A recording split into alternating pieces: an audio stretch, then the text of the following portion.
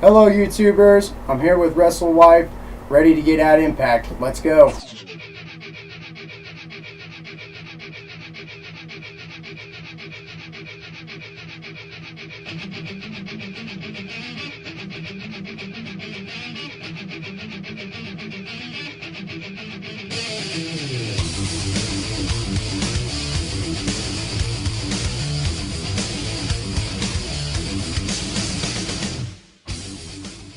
That's right, Grizzly Green today. This is my favorite dip, I think. I don't know. I have a hard time deciding sometimes. Wife tells me it's got to be between Copenhagen Wintergreen and Grizzly Wintergreen, but let's pack a lip. Let's get a good one here.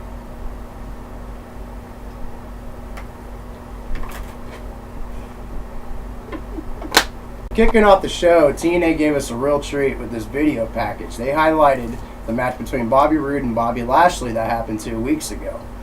Now, this was fucking swift. They had MMA style montage showing pre-workouts, showing just them lifting weights, getting ready for the match, and a very UFC style feel to it. I really appreciate this about TNA, especially with the cartoony PG shit that you get with the WWE sometimes. You would agree, right? Oh, yeah. I mean, the whole bunny gimmick and stuff like that. And there was a little bit of that in the show, and we'll get onto that a little bit later on.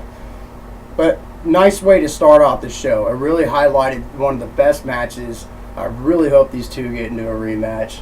I know you hope they get into a rematch. It's going to be freaking sweet. Yeah. Bobby Roode is an excellent wrestler. He used to wrestle for the WWE years ago, but they let him go. Big mistake. Bobby Lashley, same thing. WWE talent, trained in the WWE, so we'll see how it goes. I mean, hopefully they'll have a rematch. And they had a little bit talking about that, and we'll get into that a little bit later too. But as for the video package, very cool, very, very, very swift, very well edited, awesome, very awesome. You agree, right? Oh yeah, most definitely. Awesome. Now moving on, Austin Aries came out, and as you know, last week he won the New York City Gold Rush. Now, he came out and he has a title match of his choosing to pick. He came out and made jokes. He said, "Oh, I'm going to challenge Gail Kim for the TNA or Knockouts title," and then, "Oh, I'm going to challenge the Wolves for both tag team titles." Yeah, okay. And then he said, "Well, how about I challenge Joe for the X Division title?" And then Joe's music hit. He comes walking out. I'm pissed off. They both talk about how they're great wrestlers. Now, you got to understand that both these talents come from Ring of Honor. They're a very, very well-organized company, and they train their wrestlers very well. Joe was one of the founding fathers, I believe, of Ring of Honor, along with Daniel Bryan and CM Punk. A very good friend of CM Punk's. She wants Punk to come back. Who doesn't? Well, yeah, but we'll talk about that a little bit later on. Now, this montage, they talked about how they were great together. They said that they're two of the best X Division title holders in history, and how they need to have a match. And Joe said if anybody's going to have the right to challenge Aries, or Aries has the right to challenge anybody, it's going to be Joe. And then the bell rang and the match began.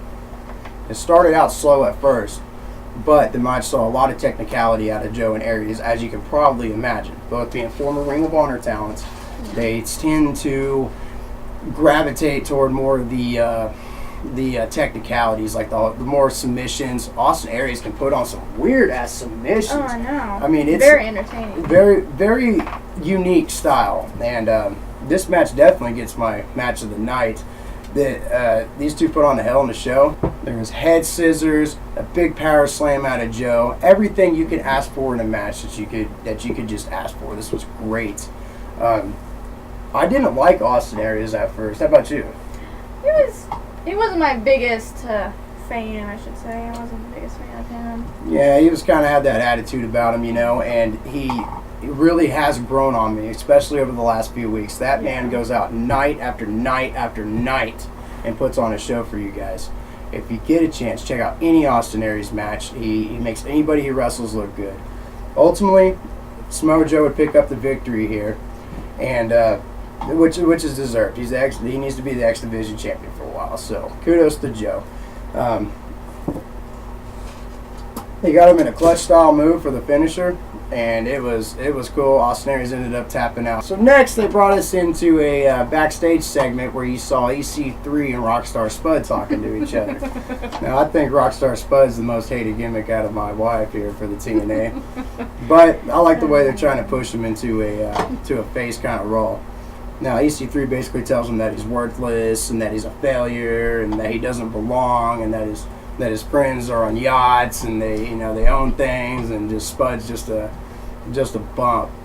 But they move on to another promo in the back where you see the Wolves talking to Kurt Angle about the match stipulation that they're going to make later on for next week, which is going to be the tag team titles with Team 3D, the Hardys, and the Wolves for the tag team titles. We'll get into that a little bit later, what kind of match that's going to be. But Kurt Angle says it's going to make history. Now, do you think it's going to make history? Let's just leave you on a little clue here. It's a style of match that the WWE puts on yearly. Any guesses? It's just saying it involves a lot of metal. So anyways, moving on, EC3 came out and he got into a little deal with Rockstar Spud. Basically the same thing that was happening backstage. He was talking crap on him, telling him how he doesn't fit, he's just a loser, etc., etc. How he dropped the ball on protecting Dixie from Bully Ray when he powerbombed her through the table. And it really looks like they're going for kind of like an abusive relationship angle here, because EY comes out and tells Spud to start sticking up for himself. And he doesn't. So I guess this improv match was actually supposed to be scheduled for later, but they decided to go ahead and go with it at that particular moment. It was a pretty athletic match. It saw a lot of standard wrestling moves with body slams, clotheslines, things of that nature. Nothing real spectacular. There was a time where Eric Young tried to go up for the pile driver. That would have been neat to see. Well, what do you think about Eric Young? I mean, he kind of looks like Daniel Bryan to me. Yeah, he does, doesn't he? It's like somebody's watching somebody, huh? I heard some chants in the crowd that EC3's overrated. That was pretty interesting. Yeah, there was a few boring moments, but again, like I said, they did a lot of moves, but they were standard. Nothing real spectacular. Pretty much everything you'd see in a wrestling school, or a new talent on NXT. Nothing real spectacular, but nothing real horrible either. It's not like they blotched moves back and forth. They're both, not both of them, but Eric Young is not Eric Young.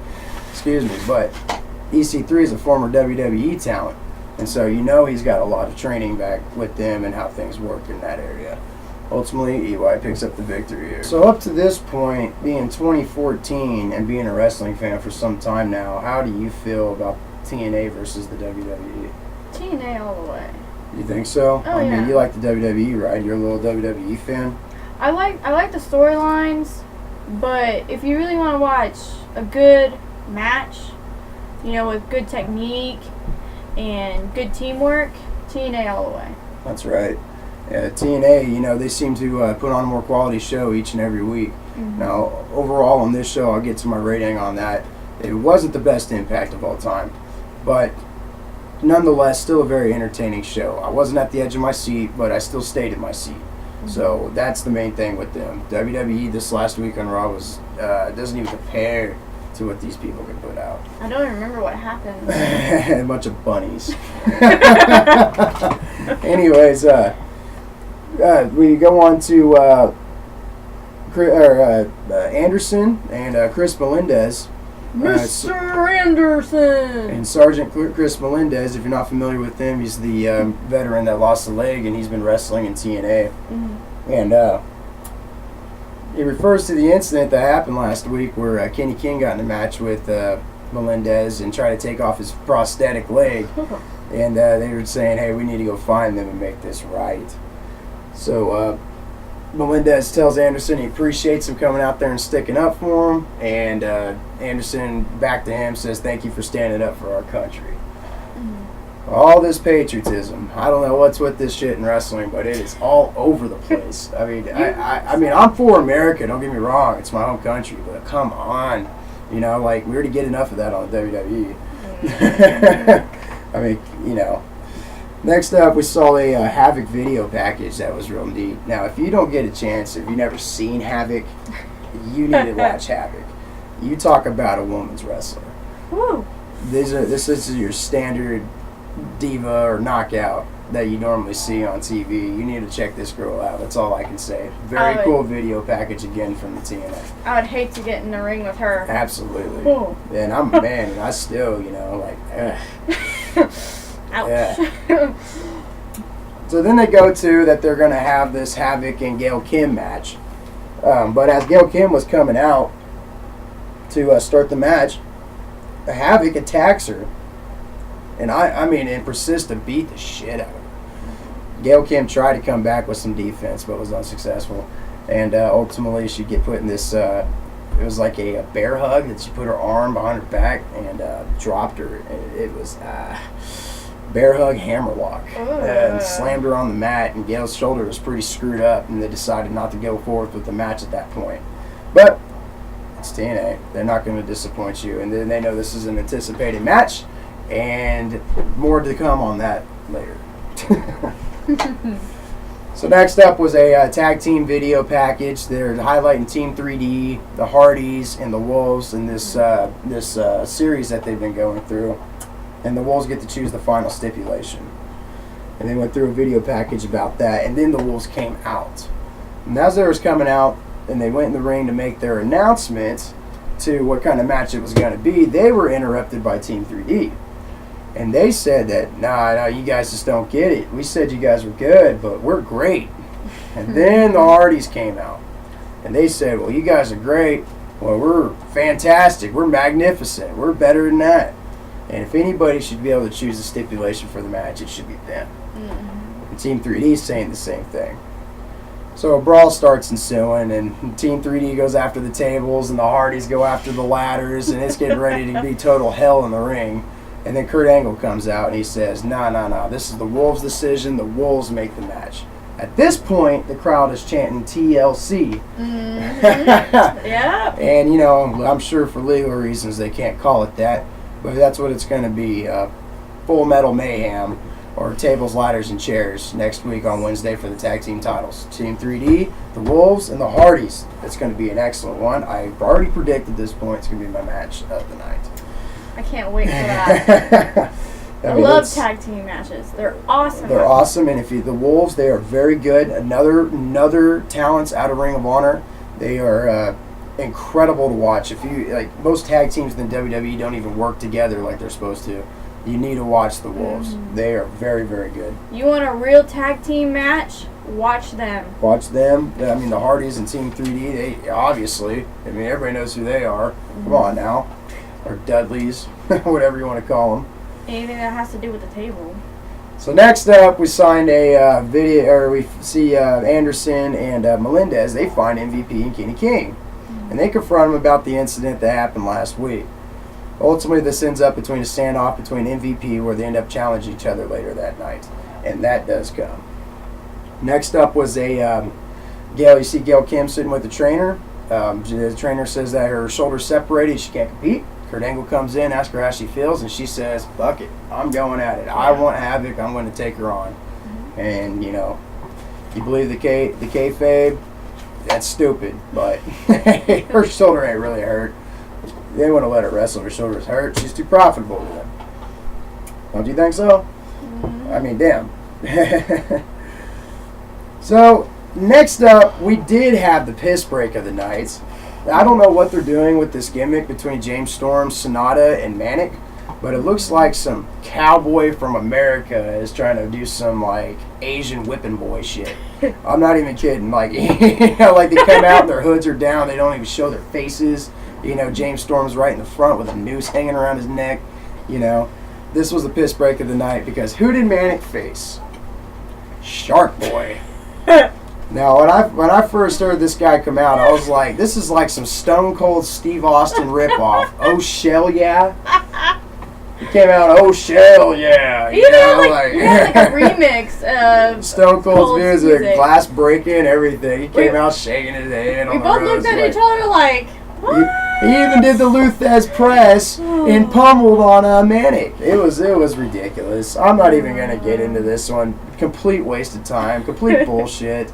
A dumb good laugh. match. I guess it's better than bunnies, alligators, and fucking bulls. Jesus. I don't know what the hell that was about, but they must think that I'm like fucking 12. Which I know they don't just cater to me, but come on, guys. Come on. Who are most of their fans here? We've been loyal to them, and they're fucking up. That's WWE I'm talking about, that is. TNA, they're a little more like WCW. They're pretty good. So, yeah, dumb match. Manic wins with a splash off the top rope. What do you fucking do? That storyline continues. Asian Whipping Boys. Next was the MVP and Anderson match. Now, this was almost the piss break of the night because Anderson just sucks. I'm coming to find this out every week. That guy can't put on a good match and, give it to MVP. He's a little old. He's been around the bend a little bit. But very boring. I expected more from former WWE talent. What did you think? Yeah. I mean, especially out of Anderson and MVP. Both former WWE champions. Not like world champions, but I think MVP had the U.S. belt. Anderson probably likewise. Intercontinental, something. I'm just surprised that they didn't do any big moves. Yeah, they weren't. It seemed like there was more time filler. There was a lot of holds, a lot of boring spots in the match. Like they just couldn't get a rhythm going. Very unlikely for TNA. Very unlikely, I think. But next we had Bobby Roode come out, and he asked for Lashley, and he gave his props up to Lashley. He said, "Hey man, you do good. You kicked my ass 2 weeks ago. You're the better man. I kind of tweaked my ankle, blah, blah, blah. Yeah, whatever. But ultimately ends up asking him for a rematch. And Lashley looks like he's getting ready to say yes, and then MVP jumps his ass in there and says, nah, shoves him out of the way. This is going to work into a rematch. They're just building a story here, guys. This is going to be fucking awesome when they wrestle again. I hope it's Bound for Glory, which is October 12th, by the way. I hope it's at Bound for Glory. But this is going to be sick. So a Bobby Lashley rematch looks like it's going to be in the future. Do you want to see a Bobby Lashley rematch with Bobby Roode? Oh, most definitely. Most definitely. You know what? This is going to be better than what WWE can pull off, especially since Daniel Bryan and Bray Wyatt. Yeah. I mean, this has to be up for an award. Mm-hmm. It's going to be This should be great. up for the WWE Slammies. Because I guarantee you, this is going to be a good match. I'm so excited for this match. I think TNA wants to rematch these two. I think they want to put on better than they have because they know they can put on a show. Mm-hmm. Now, we had the main event, guys. We had Gail Kim and Havoc. Match of the night. This was very good. Very, very good. Havoc just puts on moves like a guy. Like, this is like some China shit from back in the day. Her finishers even like Sheamus's white noise. It's really weird. But she ends up winning the Knockouts title. Good thing. She's going to hold it for a long time, in my opinion. Don't you think? I love Havoc. I love her whole entire gimmick and everything. It's like this female abyss. I mean, I said that before, but I mean it. It's just great. This is great the way they're going. This is the way they're going to wipe out the WWE, is getting this women talent up to par. WWE cannot. They need to take notes. I'm taking fucking notes. No, they need to take notes. This is ridiculous. I'm not even kidding. When was the last time you watched a Divas match and you were actually wanting to watch the whole entire match? Lita Trish Stratus, maybe in like 2002, and it was the main event on Raw. I mean, that was that long ago that I remember being anticipated for a Divas match like this. Divas knockouts, they call them different things, but what the fuck ever.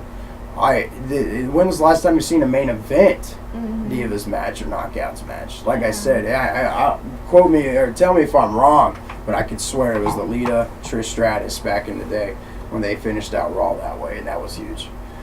So overall in this Impact, it was okay. Next week we'll have the tag team title match. That'll give some flavor to the mix. The best part was the Knockouts Championship. Overall, I give this Impact a 7 out of 10. They didn't impress me on every aspect like they normally tend to do. I'm sure it's going to be better than SmackDown tonight, but we'll just see how it goes out. You used to say about the same, 7 out of 10? Yeah, about a 7 out of 10. Yeah, it's not the most exciting Impact, but you can't expect at all the time. Majority of storylines, but you know what? They need to do that. They need to do some storylines here and there. So now I'm probably going to get a lot of hate for this, but the dip, Grizzly Wintergreen long cut, this is my favorite. I'm going to give it a 10 out of 10. I like the flavor, nicotine. Packability, I guess at times this coat on the back can reference different qualities coming off the line. And so I've had times where the shit felt soft in my lip, and I've had it where it felt a little more rougher. So I'm thinking just maybe if it gets to the end of the line, the cut gets a little fucked up, or so they mark it down as less quality of a can, or something like that. I'm sure, because I've had different feels out of this Grizzly Wintergreen, but nothing like getting a fresh can of it. I like the taste. People complain it's artificial. I know there's Grizzly haters out there, but it is the most sold dip of all time. Very, very good stuff. Give it a try. 10 out of 10 all the way around for me. That is it for Impact. I'm sorry about the timing on this. I will definitely work to get that a little bit better next time. I thank my wife, WrestleWife. She'll probably be joining me on future reviews. Hopefully.